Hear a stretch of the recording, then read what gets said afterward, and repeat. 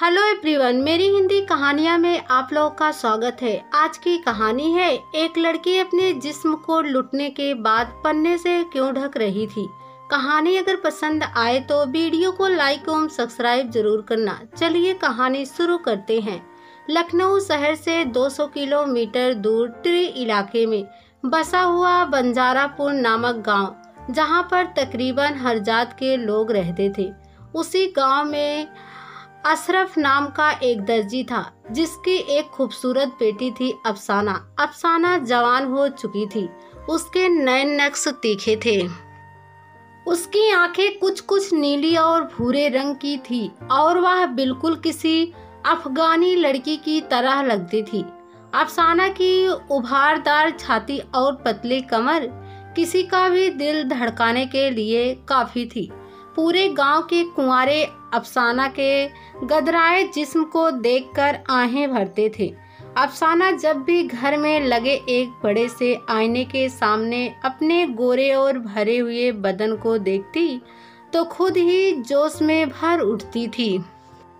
पर अफसाना की नज़र जैसे ही उसके जिस्म की गहराइयों और ऊंचाइयों से होते हुए जब उसके अपने चेहरे तक पहुंचती थी तो वह खुद ही अपना मुंह फेर लेती थी, जिसकी वजह थी चेचक के दाग।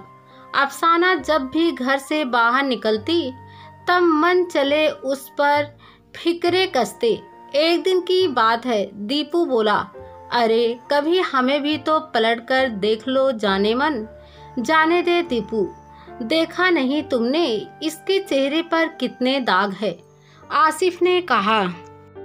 अरे तो क्या हुआ, मुंह पर किसी फिल्म हीरोइन का पोस्टर लगाकर काम चला लेंगे, दीपू ने कहा। और फिर हवा में हंसने की भद्दी आवाजें गूंजने लगी।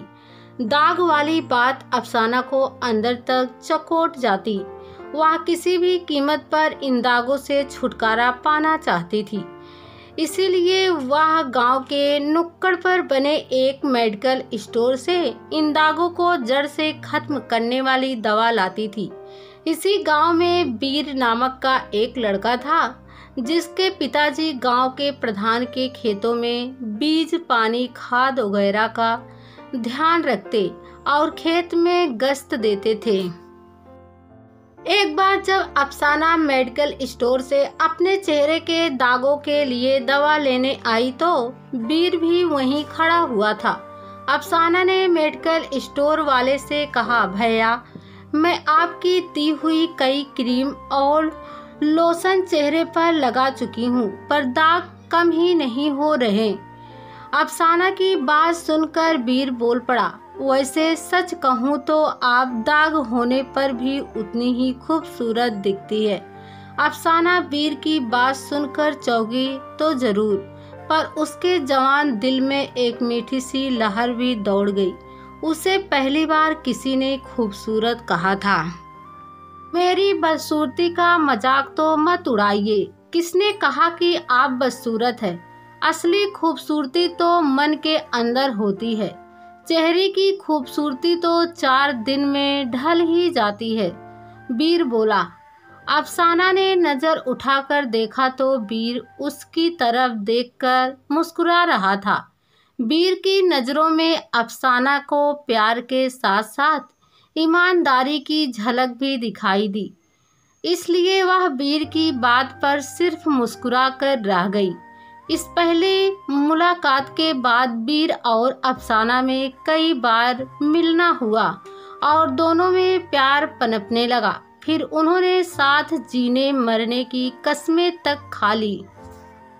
वह दोनों अलग जातियों से थे। उन्होंने सोचा कि सही समय आने पर ही अपने घरों में शादी की बात करेंगे, क्योंकि मामला 2 अलग अलग मजहबों का भी था। एक दिन अफसाना ने वीर को बताया कि कल उसके घर में एक आदमी आया था जो रिश्ते कराने का काम करता है, और उसने पेशगी के तौर पर अब्बू को पैसे भी दिए हैं कि अब्बू उसकी शादी एक ऐसे आदमी के साथ कर दे जिसकी उम्र 40 साल है और वह पहले ही 2 औरतों को तलाक दे चुका है।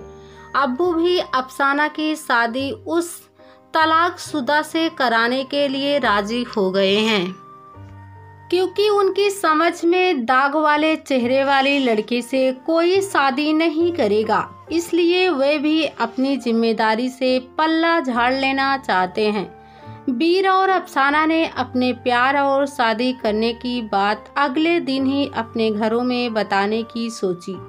अगले दिन जब अफसाना और वीर एक साथ खेत की तरफ से आ रहे थे, तो गांव के कुछ दबंग लड़कों, जो अपने आप को समाज और धर्म का ठेकेदार मानते थे, ने अफसाना के साथ छेड़छाड़ की। वीर ने उन लोगों के बीच से निकलने की कोशिश की। क्यों री अफसाना, हमारे आवाज देने पर तो तू पलट कर देखती भी नहीं है और इस दूसरी जाति वाले के साथ अपना मुंह काला कर रही है। उनमें से एक लंबा लड़का सहरयार बोला। वीर ने खतरा भापा और बात बताते हुए वहां से निकलना ही उचित समझा। अबे भागते कहाँ हो? तुम लोगों की वजह से ही दो जातियों में दंगा फैलता है।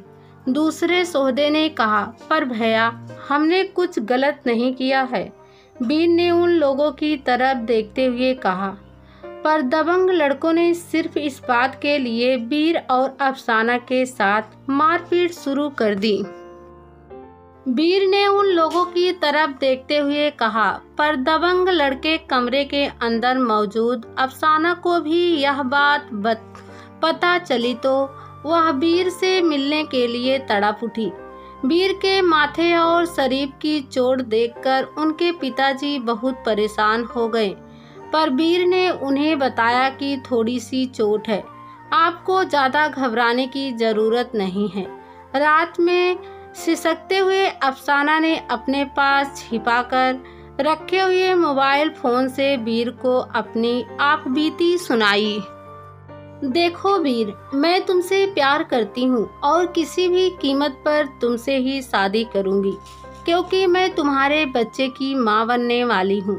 पर क्या तुम मुझे मेरे चेहरे के दागों के साथ मंजूर कर सकोगे? अफसाना ने पूछा। फिर वही बात, मेरी मोहब्बत तुम्हें दिलगी क्यों लग रही है? पर जात पात और धर्म के फेर में पड़े ये गांव वाले हमें यहाँ तो मिलने नहीं देंगे, वीर ने कहा। फिर हम क्या करें? अफसाना ने पूछा।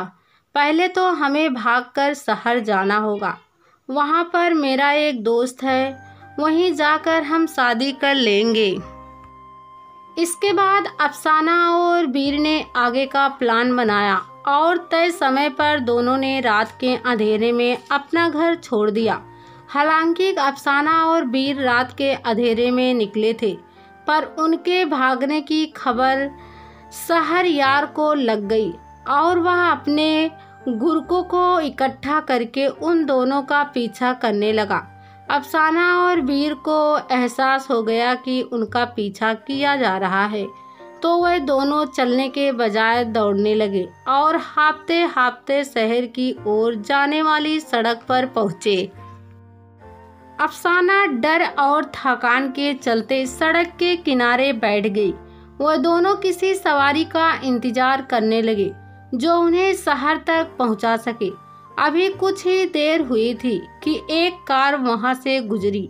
वीर के हाथ देने पर कार रुक गई। वीर ने हाँफते हुए अंदर झांककर देखा तो उसमें एक बड़ी बड़ी मूंछ वाला आदमी बैठा हुआ था, जो देखने में ही गुंडा टाइप का लग रहा था।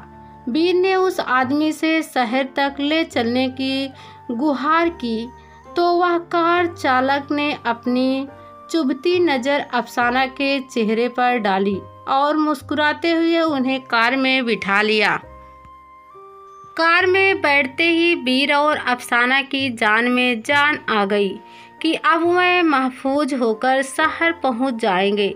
पर बीच बीच में उस मूंछ वाले का अफसाना को यो घूरना वीर को बिल्कुल अच्छा नहीं लग रहा था।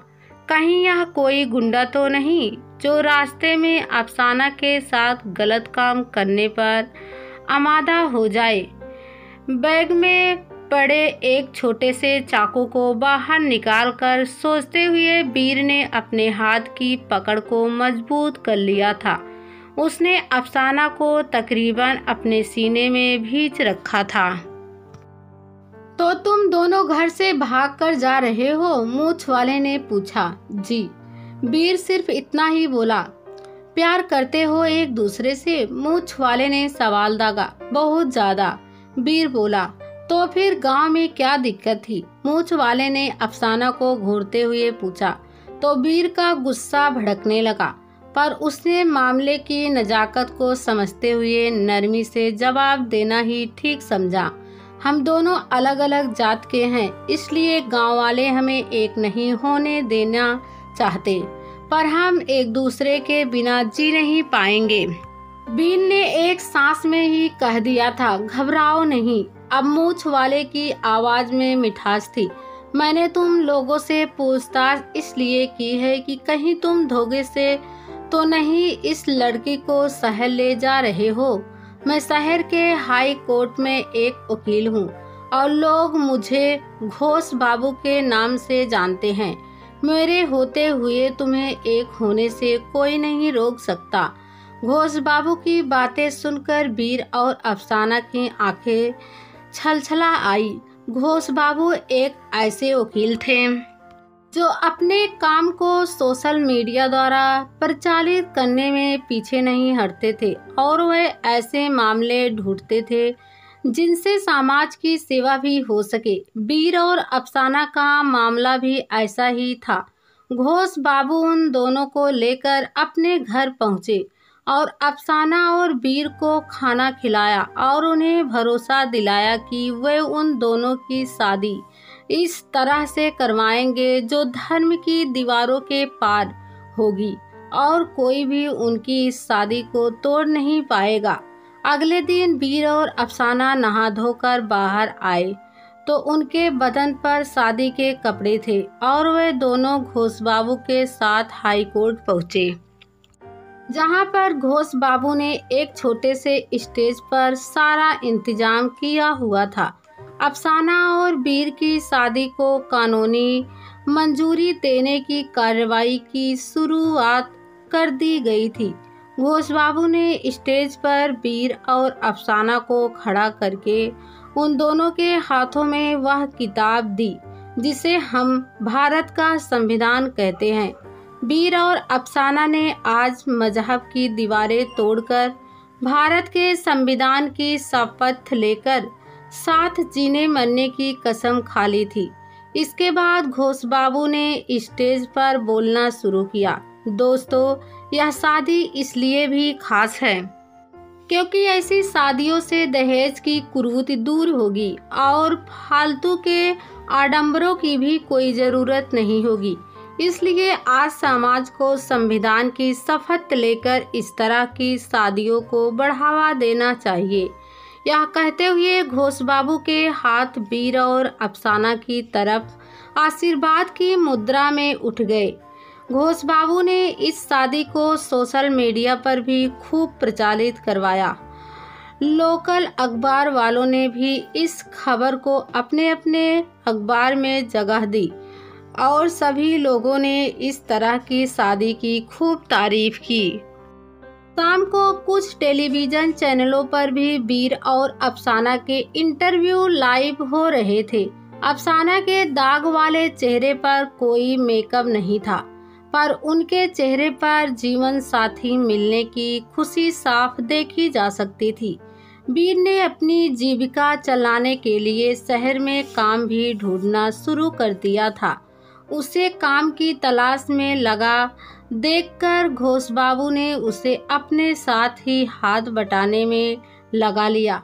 तकरीबन 3 महीने तक घोष बाबू के घर पर रुकने के बाद अफसाना और वीर ने एक बार अपने घर वालों से मिलने के लिए अपने गांव जाना चाहा, तो घोष बाबू ने उन्हें खुले मन से इजाजत दे दी और उन दोनों के हाथों में भारत का संविधान दिया और यह भी कहा कि कभी भी उन्हें किसी भी चीज की जरूरत हो तो वे बेझिझक उनके घर आ सकते हैं। वीर और अफसाना के गांव पहुंचने की खबर तेजी से फैल गई और कई सारे लोग उनके इर्द गिर्द जमा हो गए। अफसाना ने अपने हाथों में मजबूती से भारत का संविधान पकड़ा हुआ था। उन दोनों के एक ओर मुल्ला मौलवी थे तो दूसरी ओर पंडित पुरोहित, एक ओर शहरयार का गैंग भी खड़ा हुआ उन्हें घूर रहा था। आखिर तुम दोनों किस धर्म के हो और किस धर्म में रहकर तुम दोनों ने एक दूसरे से शादी रचाई है? भीड़ से एक आवाज आई, हम दोनों भारत के नागरिक हैं और जात पात से ऊपर उठकर हमने इस संविधान की कसम लेकर शादी रचाई है। वीर ने भी ऊंची आवाज में कहा, ये सब शहरी और फिल्मी बातें मत करो। भीड़ से कोई बोला, यह हमारा गांव है और यहाँ पर हमारे नियम कायदे और हमारे ही कानून चलेंगे। यहाँ एक ही संविधान है और वह है ताकत का। साथियों, इस गैर जात की लड़की ने हमारी जात में शादी करके हमारे धर्म को नष्ट किया है। इसे सबक सिखाना होगा। पंडितों की भीड़ से कुछ हाथ निकले और अफसाना को एक खेत की तरफ खींचकर ले गए, जबकि शहरयार और उसके गैंग ने वीर को बुरी तरह पीटना शुरू कर दिया था। इसने हमारी जात की लड़की को फुसलाया है, मारो इसे। धर्माध भीड़ को गैर जात की लड़की मंजूर नहीं थी, पर उसी लड़की की इज्जत लूट लेने में उन लोगों का धर्म नष्ट नहीं हो रहा था।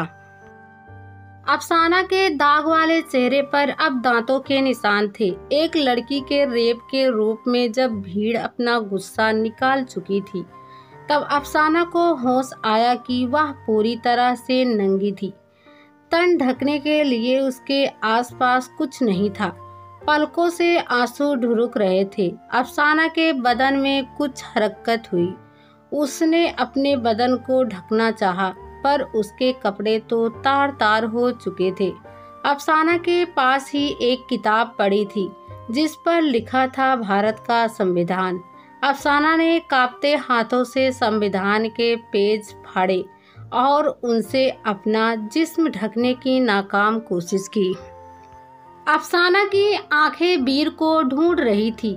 उससे चला नहीं जा रहा था, पर वह वीर से मिलना चाह रही थी। उसके कंधे पर सिर रखकर रोना चाह रही थी और उसे बताना चाह रही थी कि वीर जल्दी से उसे शहर ले चले। अब अफसाना को इस गांव में नहीं आना। अफसाना लंगड़ाते हुए वहां आई जहां वीर था, पर अब वहां पर वीर की जगह उसकी लाश पड़ी हुई थी।